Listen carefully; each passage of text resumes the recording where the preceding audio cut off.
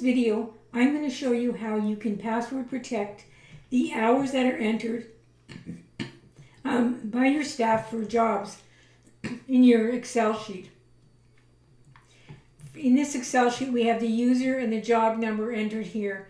And because of that, and because the numbers are always, the lines are always being added to this, it's very difficult to password protect this without having to enter the password every time you enter the job number and the username. And so, in this theory, you can, because it's not password protected, the employee could go into this one here, for example, and say, let me show like I've worked another hour here. And so instead of 7:39, I'm going to change it to 8:39. And you're set, right? The problem is, though, is that I have put the in and the out times on the front sheet so that people can remember that if they signed in and signed out, it's just basically to make sure that they've done it. But the actual time is being recorded on the, so for 444, this is, go to the 444 sheet, and the time is entered here, and you can see here that you can't change this to from 7 to 8 because it's password protected.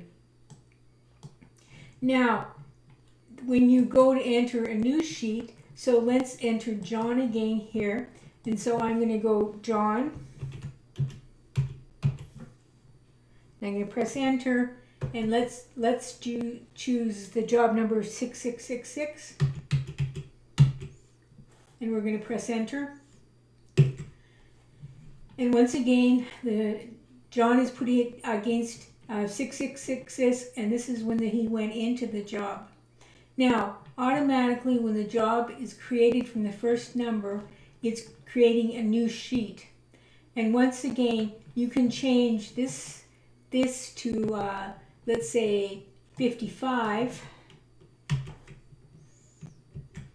and everybody's fine with that. But if you try to change the start time to 55 in here, it will tell you that it's password protected.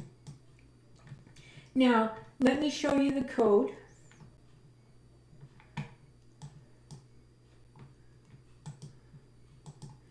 So the code is called track. I will put a link in my description to the other video that I have without the password protected on it. But what I'm going to show you is I've put in a password in here of test. And if you're using this code, which I will of course include in the description of my video, you would probably like to change it to something that's more useful than test as a password. So what I'm going to do is I'm going to select all the code, and I'm going Control F as in Frank. And what I'm searching for is the password. In this code, password is entered 3 times. So password, and you're going to find next. And so there you have the first password, and it's test, like I say. And let's go to find the next one. And the next time it's there, it's password, and it's test again.